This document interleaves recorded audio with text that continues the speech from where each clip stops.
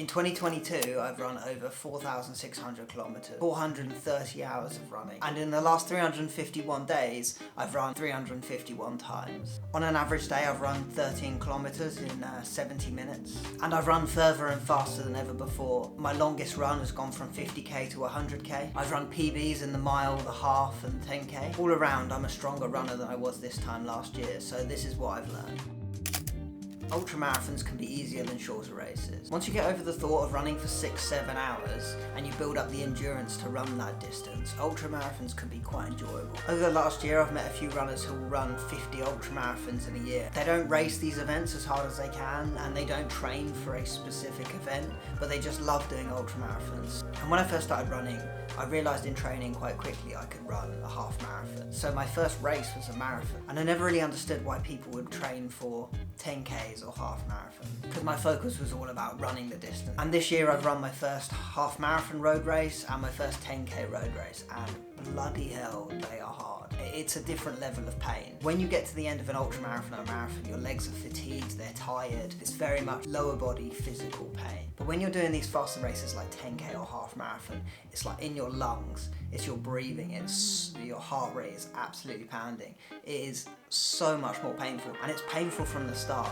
Like 10K, a few K into the race, and it's already hard. Whereas for a marathon or even ultramarathons, the first 3/4 of the race should be pretty comfortable, pretty easy. So the Maverick 50K that I did in September was far more comfortable and enjoyable of an event than Gosport Half, where from 5K in I was like properly suffering. So I think it all comes down to how you approach these events. Ultramarathons can be a lot easier if you pace them really comfortably. Hard speed sessions can make a huge difference. My training focus over the last few years has all been about marathons and ultramarathons, so I put a huge amount of emphasis on easy, long running. I would always do speed sessions, but they would never be my primary focus. I wouldn't put 100% effort into those sessions. But since joining the club, I've been regularly doing really hard sessions. So on a Tuesday we're doing track intervals, and on a Thursday we're doing threshold repeats and then hills. And I'm pushing myself to the absolute limit during both of these training sessions, so twice a week, going out flat out running. And afterwards it takes me a long time to recover. I'm absolutely smashing myself. And I think these sessions have made a huge difference to my fitness level, and not just in my high-end speed, but also my easy pace running. My pace during my easy runs is increasing significantly. And I really do think having these higher intensity speed sessions has made a huge difference for my fitness. Recovery is everything. Because I've been increasing the intensity of my speed sessions, my recovery from these sessions has been way harder. So they've taken a much bigger toll on my energy levels, on my body physically. So to combat the increased intensity, I've been making sure I've eaten really well. I've been making sure I get really good sleep. I've been making sure that my easy runs are much easier. And just generally, I've tried to have more restful days when I've had a big session the day before. And when I say recovery, I don't necessarily mean not running, so having full rest days where I'm not running. I've actually run every day for the last 40 days, but on some days when I'm feeling really tired, I might limit it to a 30-minute or 1-hour run, but I'm running it seriously easy. My MAF heart rate's about 150.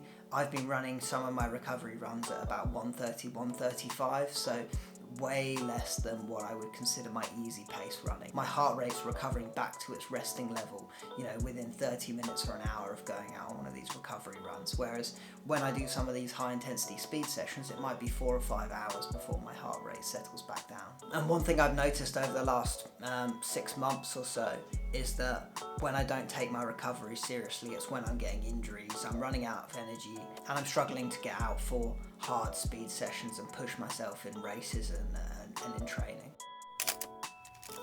And elites, they do a lot of strength training. This is one of the big revelations that I've had this year, that the elite runners, yes, they're doing 12+ hours of running a week, but they're also spending 12+ hours in the gym a week. And that was something that completely blew my mind when I saw it in an interview. And it just made me realise how important it is to condition your body for running, to making sure that you're going out there and you're strong, you're efficient. So that's definitely something that I'm going to put more focus on going forwards. And finally, pacing is absolutely everything. It doesn't matter what distance you're doing, 10K or 100K race. If you're not pacing it properly, if you're not pacing it well, then you're going to have a terrible time and you're not going to perform to your max. And this is the same for training. So if I'm doing 800 meter repeats and the first 2 reps are way too fast, I know I'm going to be struggling towards the end of the reps. When I ran the Serpent Trail 100k, my first 100k ultra, my fastest 10k section was the last 10k, and that was all because I ran really comfortably at the beginning of the race. Whereas a few weeks ago I ran a 10k where I went out too fast at the beginning, had a bad time, and ended up suffering for it at the end of the race. And the key to pacing is obviously knowing your pace, knowing your fitness level, but also making sure you go out in that first part of that race, whether it's the first 1k of a 10k or whether it's the first half of like an ultramarathon. Making sure you go out conservatively means you're going to finish strong, and it makes the event so much more enjoyable. But you really need to learn your pace, learn your fitness level and what pace you can sustain for those distances, and you can only do that in training. Cool. Well, let me know if you've had any big revelations in the last year in terms of training and running. But yeah, cool. Well, cheers for watching. Bye.